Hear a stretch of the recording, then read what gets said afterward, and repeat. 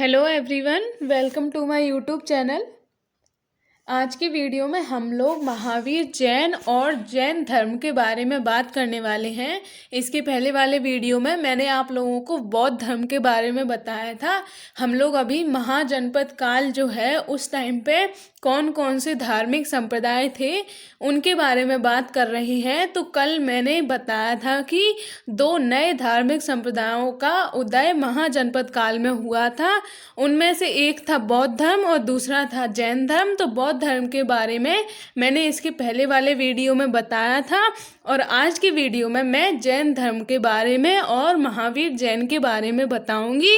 इससे पहले अगर आप मेरे चैनल पर नए हैं तो प्लीज़ मेरे चैनल को सब्सक्राइब कीजिएगा, जिससे कि एंशिएंट हिस्ट्री और इसके अलावा करंट न्यूज़ से जुड़ी और भी जानकारी आपको मिलती रहे। तो चलिए आज की वीडियो को हम शुरू करते हैं। सबसे पहले हम बात कर लेते हैं कि जैन धर्म का उदय कैसे हुआ था। तो जैन धर्म के उदय के बारे में हमें कुछ खास प्रमाण तो नहीं मिलते हैं, लेकिन जो वर्धमान महावीर हैं, जिन्हें महावीर जैन भी कहा जाता है, उन्हें ही जैन धर्म का संस्थापक माना जाता है। जो महावीर जैन थे वो जैन धर्म के 24वें तीर्थंकर थे। 24वें और या फिर इन्हें हम अंतिम तीर्थंकर भी कह सकते हैं। तो इन्होंने ही जैन धर्म को एक संकलित रूप प्रदान किया था और इन्हें ही जैन धर्म का संस्थापक भी माना जाता है। महावीर के पहले 23 और तीर्थंकर थे, जिनमें जो पहले तीर्थंकर थे उनका नाम ऋषभदेव था और जो महावीर के पहले यानी कि 23वें नंबर के जो तीर्थंकर थे उनका नाम पार्श्वनाथ था। पार्श्वनाथ जो थे वो काशी के शासक के पुत्र थे और ये जो अपने अनुयायी जो होते थे उनसे ये लोग 4 व्रतों का पालन करने को कहते थे। कौन कौन से थे वो व्रत? इसमें थे अहिंसा, सत्य, अस्तेय और परिग्रह। बाद में जब महावीर जैन आते हैं तो वो इन 4 व्रतों का तो पालन करते ही हैं, लेकिन इसमें वो एक और व्रत को जोड़ देते हैं जिसे ब्रह्मचर्य कहते हैं। तो उसके बारे में हम आगे पढ़ेंगे। तो ये हमने बात की कि जो जैन धर्म है उसमें 24 तीर्थंकर थे और जो पहले तीर्थंकर थे वो ऋषभदेव थे। लेकिन महावीर के पहले जैन धर्म प्रचलित तो था, लेकिन उसका कोई संकलित रूप नहीं था, जिसे जो भी मतलब मानना होता था वो वही मानने लगता था। ना कोई किसी तरीके का संघ बना हुआ था और ना किसी तरीके का अलग से समुदाय बना हुआ था। तो मतलब वो उसका कोई संकलित रूप नहीं था। इसीलिए जो महावीर जब आए तो उन्होंने जैन धर्म को एक संकलित रूप प्रदान किया। इसीलिए महावीर को जैन धर्म का संस्थापक माना जाता है, जबकि महावीर जो थे वो अंतिम तीर्थंकर थे, यानी कि 24वें नंबर के तीर्थंकर थे। उससे पहले जो 23 तीर्थंकर हुए वो अपने अपने अलग अलग धर्मों का पालन करते रहते थे, लेकिन कोई भी संकलित रूप नहीं देखने को मिलता था। अब हम लोग महावीर जैन के बारे में जान लेते हैं। तो जो महावीर जैन थे उनका जन्म वैशाली में हुआ था 540 ईस्वी पूर्व में। और वैशाली कहाँ थी? वैशाली मगध महाजनपद की राजधानी थी। तो इसका मतलब हम कह सकते हैं कि जो महावीर जो थे उनका संबंध भी मगध महाजनपद से था। इनके जो पिता थे उनका नाम सिद्धार्थ था और इनकी माता का नाम त्रिशाला था, जो लिच्छवी वंश की राजधानी थी। इसके अलावा जो महावीर जैन थे वो जब 30 वर्ष के हो गए थे तो उन्होंने सांसारिक जीवन का परित्याग करके सन्यासी बन गए, यानी कि उन्होंने ब्रह्मचर्य का पालन करना शुरू कर दिया। और जब वो 30 वर्ष की उम्र में उन्होंने गृह त्याग किया था तो उसके 12 वर्षों तक वो यहाँ वहाँ भटकते रहे संसार में। लेकिन ये 12 वर्षों में उन्होंने एक बार भी अपने वस्त्र नहीं बदले, मतलब जो कपड़े वो घर से पहन के निकले हुए थे वही वो 12 वर्षों तक पहने रहे और यहाँ वहाँ घूमते रहे, कहीं भी रुके नहीं, यहाँ वहाँ बस यात्रा करते रहे, ज्ञान की प्राप्ति में भटकते रहे। और जब वो 42 साल के हो गए थे, मतलब 12 वर्षों के बाद, तब कहीं जाके उन्हें कैवल्य यानी कि ज्ञान जिसे हम कह सकते हैं, उन्हें ज्ञान की प्राप्ति हुई। तब उन्होंने पूर्णतः अपने वस्त्रों का त्याग कर दिया, यानी कि फिर वो निर्वस्त्र होकर अपना जीवन बिताने लगे। और उन्हें ज्ञान हो गया था, उसके बाद ही उन्होंने अपने वस्त्रों का त्याग पूर्णतः कर दिया था।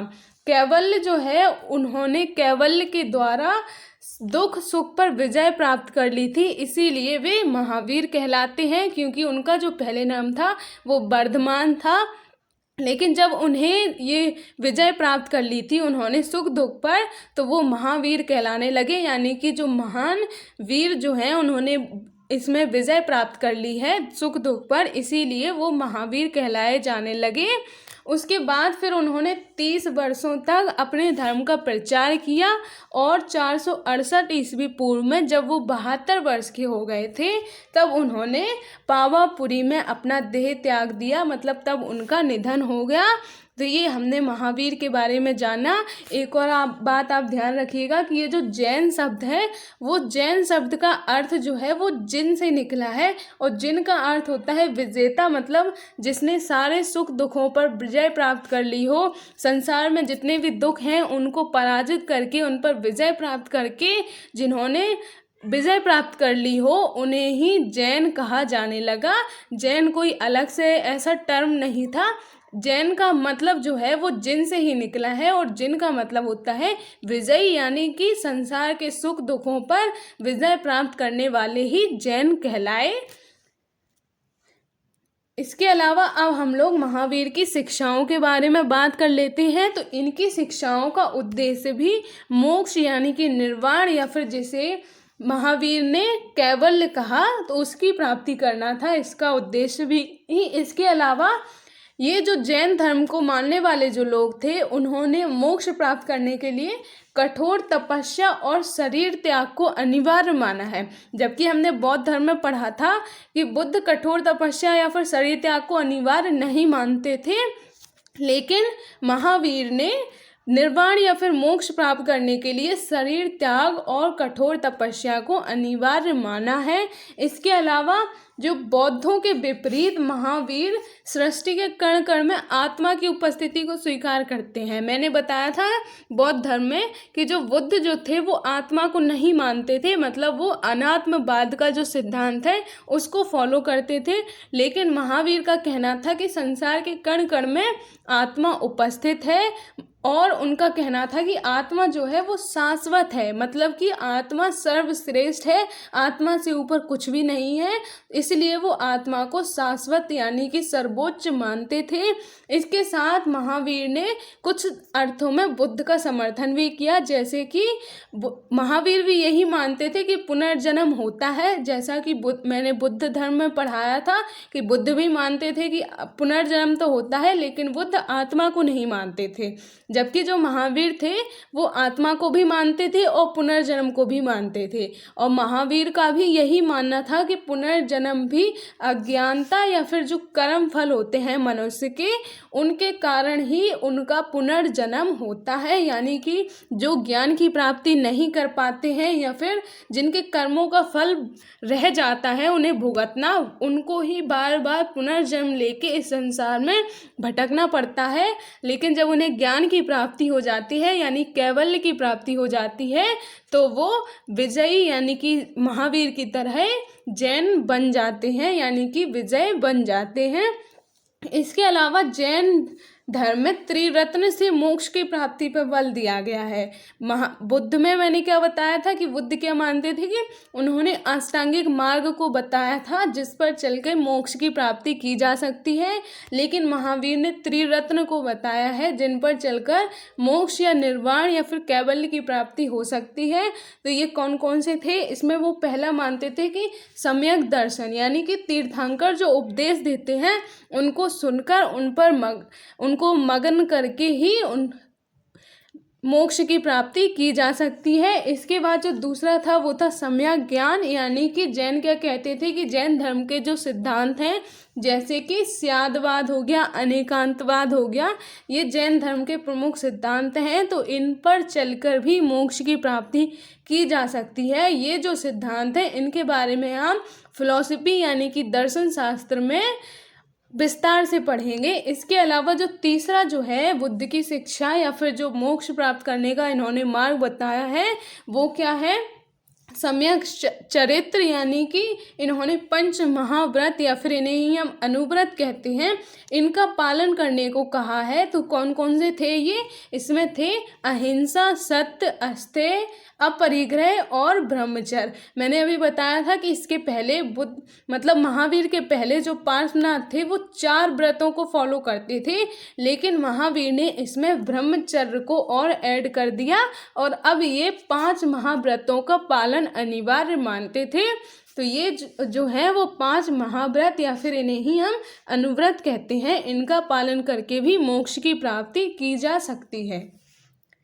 इसके अलावा महावीर ने भी जो संसार में जो वर्ण व्यवस्था या फिर जो जाति प्रथा प्रचलित थी उसकी आलोचना की है, और वो भी कर्मकांड या फिर अंधविश्वासों का विरोध करते हैं। वो भी कर्मकांड या अंधविश्वासों में विश्वास नहीं करते हैं। इसके अलावा इन्होंने भी दया, करुणा, सहिष्णुता जैसे गुणों पर अपने उपदेशों में बल दिया है। इसके अलावा ये साधु संतों और बड़ों का सम्मान करने के भी उपदेश देते हैं।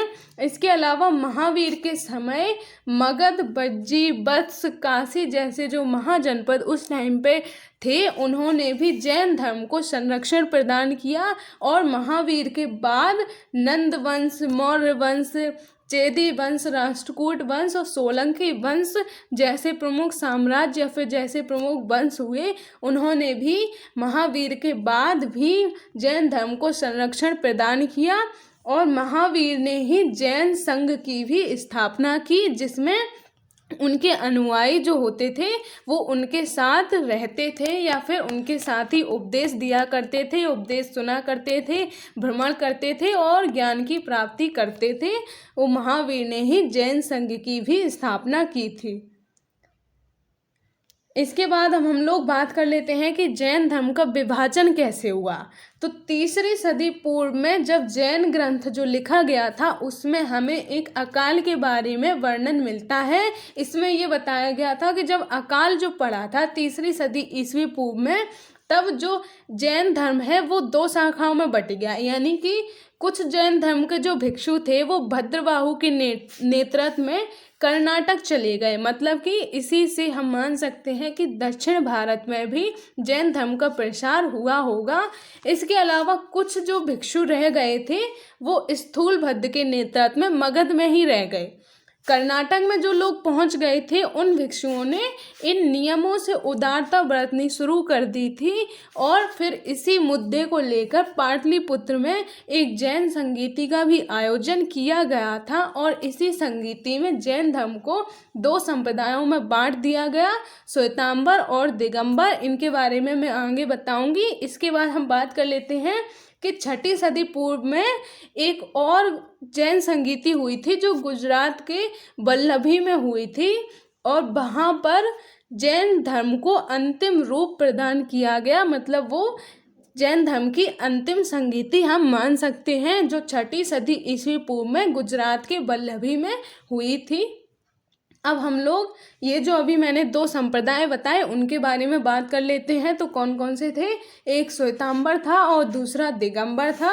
श्वेतांबर जो था वो स्थूलभद्र के नेतृत्व में था। मतलब जो लोग मगध में ही रह गए थे उन्हें श्वेतांबर कहा जाने लगा, और जो दक्षिण यानी कि कर्नाटक में चले गए थे यानी कि जो भद्रबाहु के नेतृत्व में जो जैन भिक्षु थे उन्हें दिगंबर कहा जाने लगा।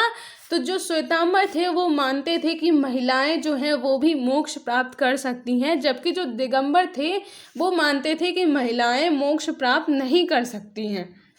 इसके अलावा जो श्वेतांबर थे वो मानते थे कि वो भोजन कर सकते हैं लेकिन कैवल्य प्राप्त करने के बाद, जबकि जो दिगंबर थे वो मानते थे कि भोजन नहीं कर सकते हैं। यानी कि दिगंबर को मानने वाले लोग भोजन नहीं करते थे। इसके अलावा जो श्वेतांबर थे उसके भी कुछ उपसंप्रदाय हो गए। उनमें कौन कौन से थे?